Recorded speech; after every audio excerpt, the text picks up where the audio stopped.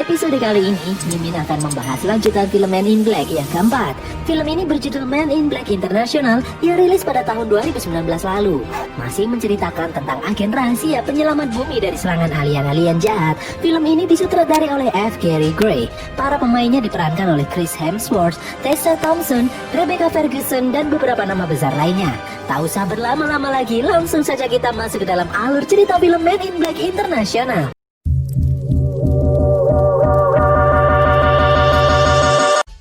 Di suatu malam yang dingin, tepatnya di Menara Eiffel, Paris, Prancis, dua orang agen MI5 yang bernama Agent T dan Agent H bekerja mencegah kedatangan alien yang bernama The Hive. The Hive merupakan makhluk terkecil di alam semesta yang datang bermaksud untuk memakan bumi dan seisinya. Tepat di saat mereka berdua berada di puncak Menara Eiffel, The Hive pun datang. Di puncak Menara Eiffel, mereka berdua bertarung dengan sengit melawan The Hive. Lalu scene berpindah di Brooklyn 20 tahun yang lalu. Di sebuah rumah kecil, keluarga itu didatangi oleh makhluk kecil yang aneh. Beberapa saat kemudian, orang tua pemilik rumah didatangi oleh agen MI5 dan dineuralisasi. Namun anak pemilik rumah yang bernama Molly berhasil menolong makhluk itu untuk kabur. Molly memperhatikan aksi dua orang bersetelan hitam yang menangani orang tuanya. Namun mereka tidak menyadari Molly yang melihatnya dan Molly tidak dineuralisasi. 23 tahun kemudian, Molly mendaftarkan diri ke FBI. Dia mendapatkan skor yang sangat tinggi. Di saat petugas FBI menanyakan di divisi mana Molly akan mendaftar, Molly menjawab, divisi agen yang menangani alien dari angkasa. Sang petugas pun kebingungan dan Molly yang sadar apa yang dia cari tak ada di sana pun tidak jadi mendaftar. Akhirnya Molly malah bekerja di sebuah startup kesehatan menjadi customer service. Di saat sedang bekerja, Molly malah membuka aplikasi yang mampu meretas data milik NASA. Aplikasi itu menunjukkan adanya objek anomali yang bergerak tidak semestinya. Dia pun bergegas pulang untuk melacak lebih lanjut objek yang barusan dilihatnya. Objek itu turun di New York. Dia pun langsung menuju lokasi, menaiki taksi. Setibanya di lokasi, Molly tidak menemukan apa-apa. Namun akhirnya dia sadar bahwa itu adalah tirai hologram yang menyembunyikan sesuatu di dalamnya. Molly pun masuk menembusnya. Dan benar sekali, Molly melihat beberapa petugas MI5 sedang menjemput seekor alien yang baru saja mendarat. Di saat para petugas itu pergi, Molly pun mengejar mereka di belakangnya. Ternyata Molly sudah mempersiapkan kostum yang mirip sekali dengan agen MI5. Akhirnya Molly menemukan lokasi persembunyian markas MI5. Molly langsung masuk dan sok akrab dengan penjaga pintu MI5. Dia pun langsung masuk ke dalam lift. Molly tidak tahu kalau penjaga pintu MI5 hafal setiap nama anggota MI5. Alhasil Molly yang menyusup ke dalam dengan mudah ditangkap oleh petugas yang ada di dalam. Molly kemudian diinterogasi oleh pimpinan MI5, Agent O. Molly menjelaskan kalau seumur hidupnya dia habiskan untuk belajar dan berlatih agar bisa bergabung dengan organisasi ini. Karena Molly terobsesi dengan alien dan kehidupan di luar angkasa.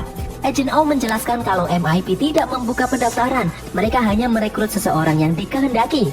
Agent O tidak bisa menerima Molly. Molly lalu menjelaskan kalau dia saat ini tidak memiliki kehidupan seperti manusia seharusnya.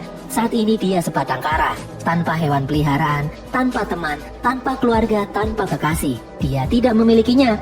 Dia tidak memiliki siapapun yang bakal merindukannya. Agent O yang mendengarnya pun merasa kasihan. Dan akhirnya Molly diikut sertakan dalam menjalani training agent baru dengan nilai yang fantastis.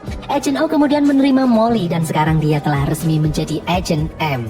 Agent M pun mempersiapkan diri dengan memakai setelan terakhir yang akan dia pakai seumur hidupnya. Untuk misi pertama kali, Agent O menugaskan Agent M yang merupakan karyawan baru MI5 untuk bertugas di MI5 cabang London. Karena Agent O mencium sesuatu yang mencurigakan dan dia ingin Agent M menyelidikinya. Dia pun bergegas untuk pergi menuju London menggunakan kereta api antar benua milik MI5. Ya benar sekali, kereta ini melesat dengan kecepatan super melintasi samudera menuju London dengan waktu yang cukup singkat. Dan sampailah Agent M di dalam markas MI5 cabang London. Sama seperti markas MI5 New York, di sana ramai sekali alien yang sedang mengurus perizinan tinggal di bumi. Agent M disambut oleh pimpinan MI5 cabang London, Agent T, dan menyuruh Agent M untuk melihat-lihat sekitar membiasakan diri. Di atas meja kerjanya, Agent M mendapat merchandise dari Agent T, sebuah kompas. Sementara itu di belahan bumi lain di kota Marrakesh, Maroko, dua alien kembar mengerikan datang ke bumi. Alien itu meniru bentuk manusia yang dia temui di sana dan membunuh orang itu hingga meleleh. Dua alien kembar itu menuju sebuah toko barang antik. Mereka mengancam pemilik toko. Mereka ingin menemui sang ratu. Pemilik toko pun membukakan pintu rahasia di belakang tokonya. Di dalam terdapat alien-alien kecil seukuran bidak catur. Alien kembar itu meminta informasi mengenai alien yang berasal dari planet Jababian. Mereka ingin membunuhnya. Si alien kecil yang berbentuk pion menolak untuk membantu dan membuat dua alien kembar itu pun marah. Kembali ke London, Agent H terlihat ngebut di jalanan karena sepertinya dia terlambat untuk berangkat ke kantor MIB. Di dalam kantor, Agent M melihat Agent H yang berjalan memasuki ruangan. Banyak alien betina yang tergila-gila pada Agent H. Agent M lalu diberitahu kalau Agent H dan Agent T adalah pahlawan dan pernah menyelamatkan dunia dari serangan alien jahat yang bernama The Hive dengan cerdik menggunakan senjata The Atomizer seri 7. Agent M yang mendengarnya pun tertarik ingin belajar dengan Agent H. Di dalam ruangan rapat, ternyata benar Agent H terlambat mengikuti rapat penting itu. Di dalam rapat, Agent T membahas tentang rencana kedatangan seorang anggota kerajaan planet Jababian yang bernama Fungus, yang akan singgah 1 hari di bumi sebelum melanjutkan perjalanan menuju galaksi Centaurus.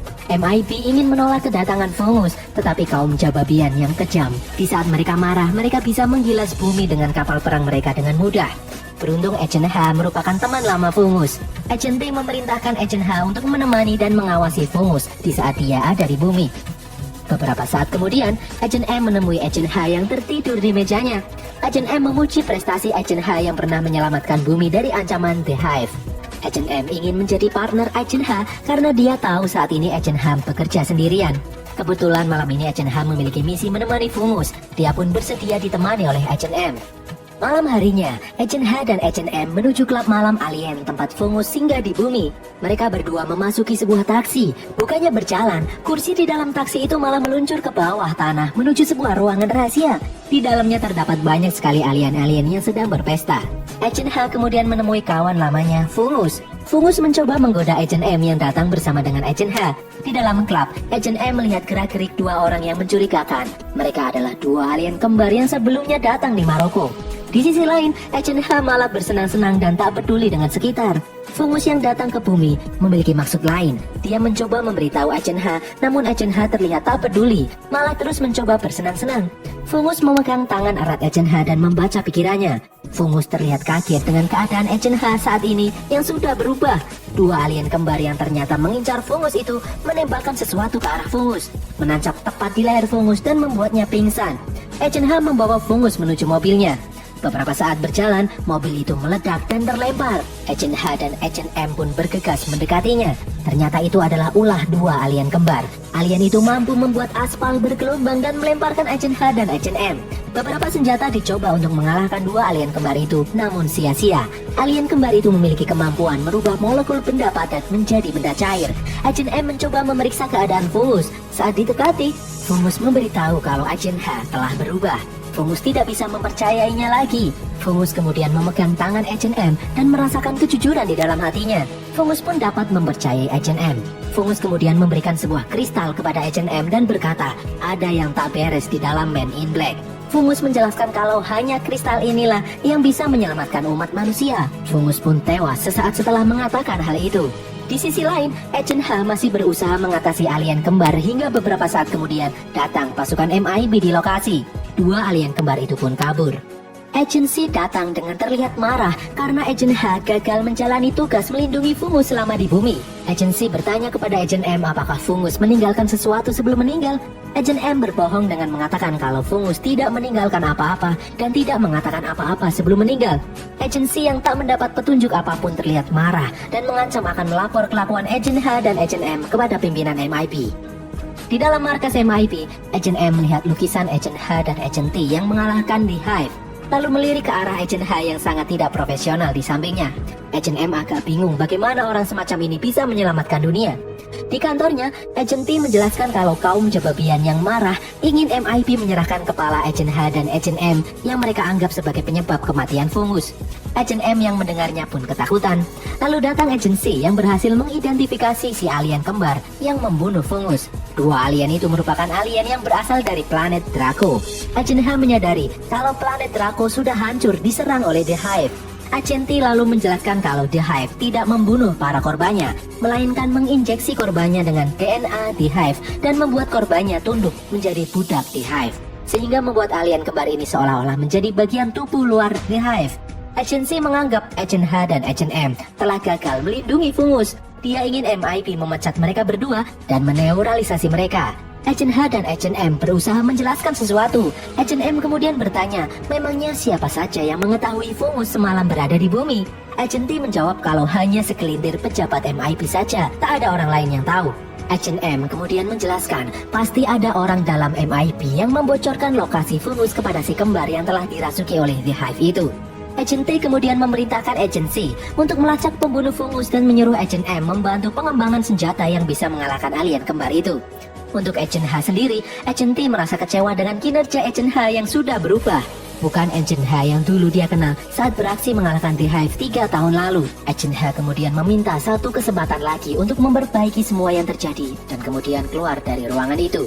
Di tempat lain, Agent H mengambil sebuah benda kecil menyerupai pedang yang telah membunuh Fungus malam sebelumnya. Agent H mengajak Agent M untuk menemaninya menyelidiki kasus ini. Agent H mengetahui racun yang digunakan untuk membunuh Fungus.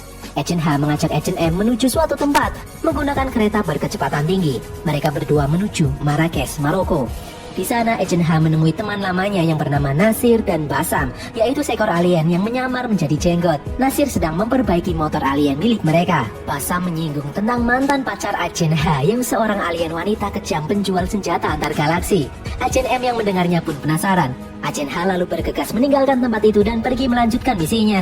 Di dalam kantor MIP, Agent C melihat rekaman Fungus menyerahkan sebuah kristal kepada Agent M sebelum dia meninggal. Di Maroko, Nasir dan Basam melihat dua alien kembar berjalan melewati mereka. Nasir dan Basam merencanakan sesuatu. Di tempat lain, Agent H dan Agent M sampai di sebuah toko barang antik. Di dalam mereka melihat pemilik toko yang tewas meleleh. Agent H dan Agent M pun masuk ke dalam ruangan rahasia toko itu. Di dalam mereka melihat alien-alien catur kecil yang telah tewas. Ternyata ada satu alien pion yang masih hidup.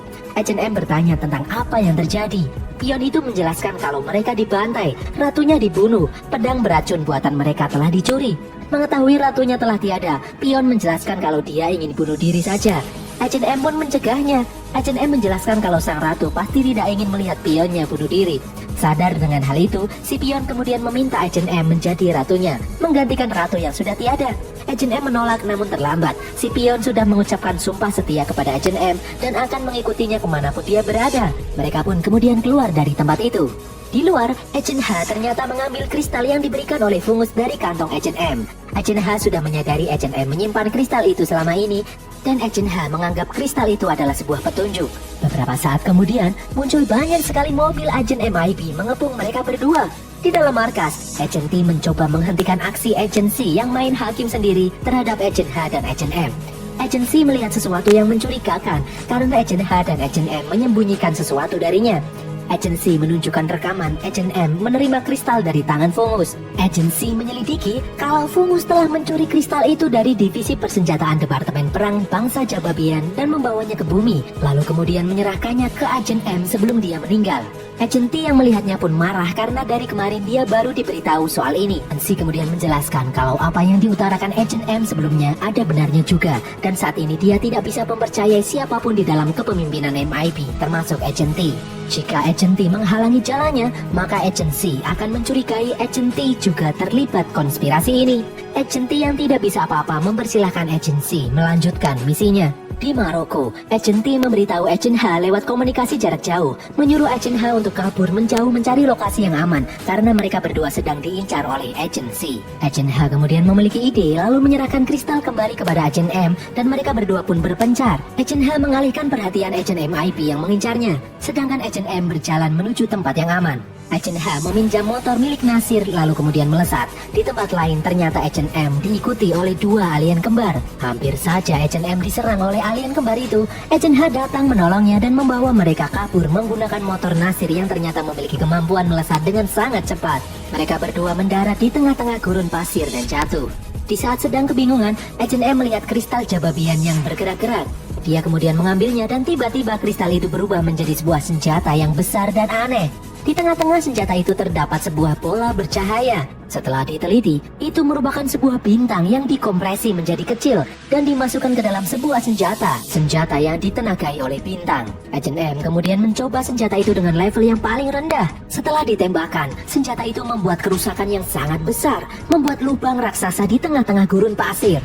Sore harinya, Agent H penasaran kenapa Fungus memberikan senjata yang sangat berbahaya itu kepada orang yang baru dia kenal, bukannya kepada dirinya yang sudah kenal Fungus sejak lama. Agent M menjelaskan kalau Fungus sebelumnya berkata kalau Agent H sudah berubah, Fungus tidak bisa mempercayai Agent H lagi. Agent M meragukan kemampuan Agent H yang gegabah dan arogan. Di saat mereka berbincang-bincang, dari dalam botol minuman muncul Basam yang kemudian mencuri kristal Jababian dan kabur. Malam harinya, Agent H dan Agent M yang akhirnya selesai memperbaiki motor alien itu berencana mengambil kembali kristal Jababian. Agent H tahu kalau Nasir dan Basam pasti telah menyerahkan kristal Jababian kepada seseorang yang dia kenal, yaitu mantan kekasihnya dulu yang seorang alien kejam pedagang senjata antar galaksi. Agent M yang mendengarnya kemudian tertawa mengetahui tingkah Agent H yang pernah mengencani alien. Agent H bertanya apakah Agent M pernah jatuh cinta. Agent M menjelaskan kalau cinta tidaklah nyata, itu hanya reaksi kimia di otak yang tidak bisa dipercaya dan tidak berguna. Agent H merasa kasihan dengan Agent M. Setelah mereka berhasil memperbaiki motor alien itu, mereka pun bergegas untuk pergi. Keesokan harinya di sebuah benteng di tengah laut, Agent H datang menggunakan perahu. Agent H dengan dikawal beberapa alien mendatangi sang pedagang senjata antar galaksi sekaligus mantan kekasihnya yang bernama Riza Stavros. Ternyata dari bawah kemudi kapal muncul Agent M yang juga menyusup ke tempat tersebut. Di dalam, Agent H berhasil menemui Riza. Agent H menjelaskan kalau sekarang dia sudah tidak bekerja dengan MIB lagi. Agent H memberikan sebuah hadiah alien pion kecil untuk Riza. Riza terlihat menyukai hadiah dari Agent H. Sementara itu, di tempat lain, Agent M menyusup ke dalam benteng dengan memanjat tebing. Namun ternyata Riza mencium gerak-gerik mencurigakan. Riza kemudian mengusir Agent H untuk pergi. Riza menjelaskan kalau kedatangan Agent H pasti ada maunya. Apalagi Agent H muncul setelah Riza baru saja mendapatkan kristal senjata bintang dari Jababian. Agent H pun diusir dan diantarkan kembali ke perahu miliknya. Agent H kemudian menghajar anak buah Riza dan berjalan kembali ke dalam benteng milik Riza. Di dalam ruang kontrol, Agent H mematikan sistem persenjataan benteng Riza dan membuat Agent M leluasa memasukinya. Dalam ruangan, si pion berhasil kabur. Riza yang melihatnya pun mengejar pion yang berlarian itu. Beberapa saat kemudian, Agent M berhasil masuk ke dalam ruangan Riza dan mengambil kembali kristal Jababian. Namun aksinya ini ketahuan oleh Riza. Mereka berdua kemudian bertarung. Di tempat lain, Agent H juga berhasil ditangkap oleh alien anak buah Riza. Riza yang memiliki 3 lengan berhasil membuat Agent M kesulitan. Namun Agent M mampu mengatasinya. Di saat Agent M hendak pergi membawa kristal Jababian, anak buah Riza datang dengan menawan Agent H. Agent M terpaksa menyerahkan kembali kristal itu ke tangan Riza. Di saat alien anak buah Riza akan membunuh Agent H, Agent M teringat dengan alien kecil yang dulu dia selamatkan. Ternyata benar, anak buah Riza di depannya adalah alien yang dulu dia selamatkan. Alien itu ingat dengan menyebut nama Molly. Alien itu terlihat bahagia karena akhirnya bisa kembali bertemu dengan Molly. Alien itu kemudian berbalik mengancam Riza untuk mengembalikan kristal Jababian kepada Agent M dan membiarkan mereka pergi. Saat sedang berjalan di tepi pulau, tiba-tiba Agent M dan Agent H dihadang oleh alien kembar yang bermaksud mengambil kristal Jababian. Agent M pun mengeluarkan kristal Jababian dan mengancam si kembar. Lalu tiba-tiba dari belakang, alien kembar itu ditembak dari jauh oleh beberapa orang dan memusnahkannya. Ternyata itu adalah para agent MIB yang dipimpin oleh Agent T yang menolong mereka. MIB berhasil mengembangkan senjata yang mampu memusnahkan alien kembar itu. Agent M kemudian menyerahkan kristal Jababian ke tangan Agent T dan mereka pun kembali ke dalam markas MIB. Di dalam markas, Agent T menyerahkan kristal Jababian untuk dikembalikan kepada bangsa Jababian dan merayakan keberhasilan Agent H dan Agent M yang telah menyelamatkan bumi. Namun entah mengapa, Agent M merasa ada yang tidak beres dengan semua ini. Agent M menyadari kalau si alien kembar membutuhkan kristal Jababian bukan untuk diserahkan kepada The Hive, melainkan akan digunakan untuk membunuh The Hive.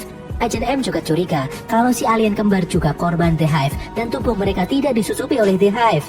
Saat Agent H memeriksa data DNA si alien kembar, ternyata file itu telah dihapus. Dan satu-satunya orang yang berhak menghapus file adalah si pimpinan alias Agent T. Agent M curiga bagaimana bisa Agent T mengetahui lokasi mereka saat terakhir di benteng Riza. Agent M menyadari kalau kompas hadiah pemberian Agent T adalah sebuah alat pelacak.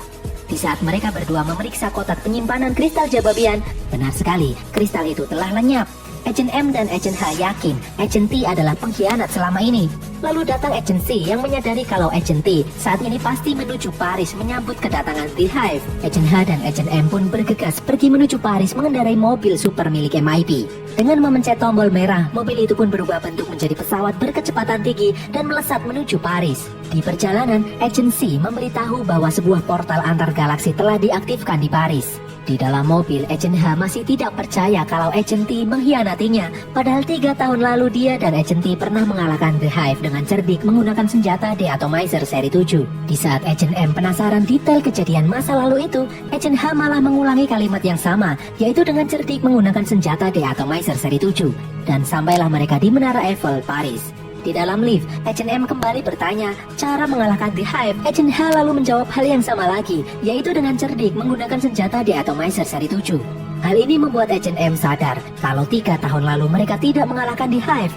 Agent M kemudian sadar kalau Agent T pasti sudah meneuralisasi Agent H untuk melupakan masa lalu dan membuatnya inkompeten dalam bekerja. Sehingga sebelumnya dia selalu ceroboh dan arogan dalam pekerjaan.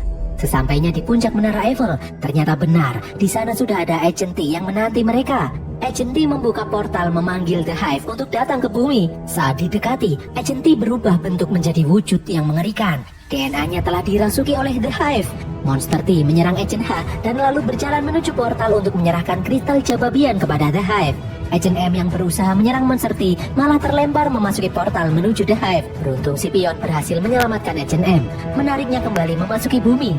Di sisi lain, Agent H berusaha mengalihkan perhatian Monster T. Agent M yang telah kembali berhasil mendapatkan kristal Jababian, lalu mengeluarkan senjata dari dalam kristal dan menembak dengan tenaga penuh Monster T dan The Hive yang ada di dalam portal dan memusnahkan mereka. The Hive pun musnah untuk selamanya di bawah Menara Eiffel. Agent M ditemui oleh pimpinan MIP New York, Agent O, yang bangga dengan prestasi Agent M. Agent O kemudian memberi Agent M sebuah neuralizer dan menyuruhnya untuk kembali bertugas di MIP cabang New York. Agent O juga memberitahu kalau semua staf MIP London menginginkan Agent H untuk menjadi pimpinan mereka di MIP London. Di pagi harinya, Agent M ingin mengucapkan terima kasih dengan menyupiri Agent H kembali ke kantor London untuk terakhir kalinya. Dan berakhirlah alur cerita film Men in Black International ini guys. Semoga kalian terhibur.